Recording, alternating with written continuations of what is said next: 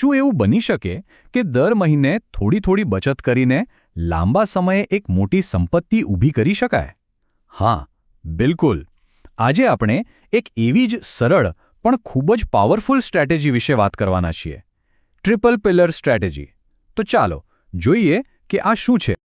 ચાલો એક નાનકડી વાર્તાથી શરૂઆત કરીએ. એક એકદમ સામાન્ય માણસની વાર્તા, જે આપણામાંથી જ કોઈ એક હોઈ શકે છે.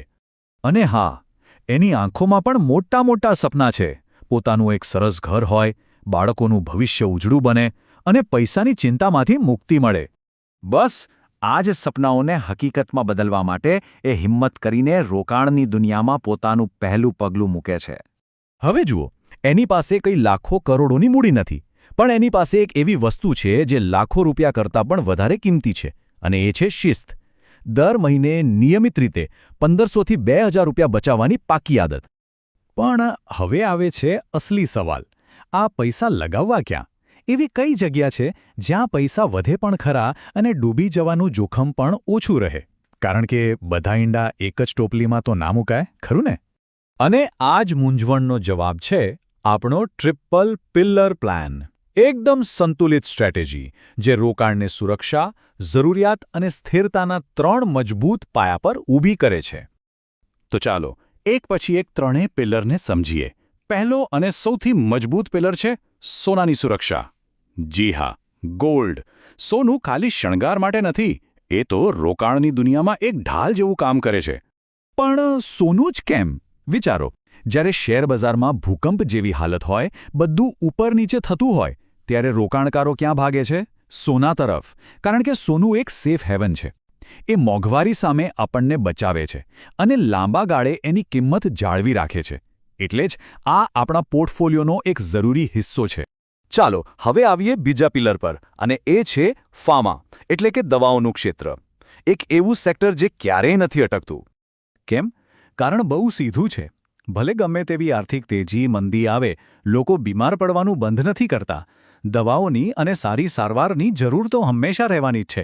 જેમ જેમ વસ્તી વધે, નવા સ્વાસ્થ્ય પડકારો આવે, તેમ તેમ આ સેક્ટરની ડિમાન્ડ વધતી જ જાય છે.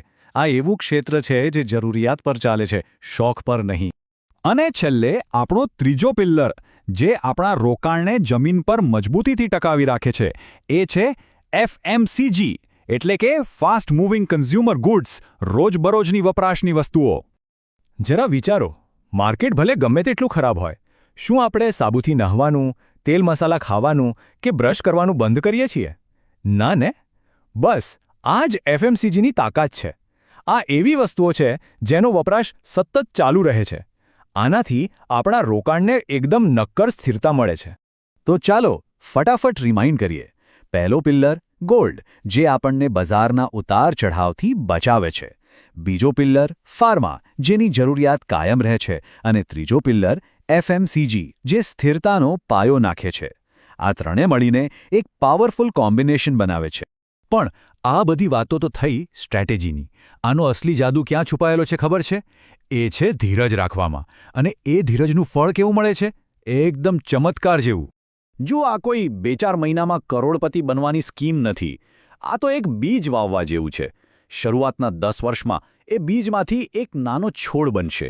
15 વર્ષે એક મજબૂત ઝાડ બનશે. અને 20 વર્ષ પછી એ ઝાડ મીઠા ફળોથી લચી પડશે. આ છે કમ્પાઉન્ડિંગની તાકાત.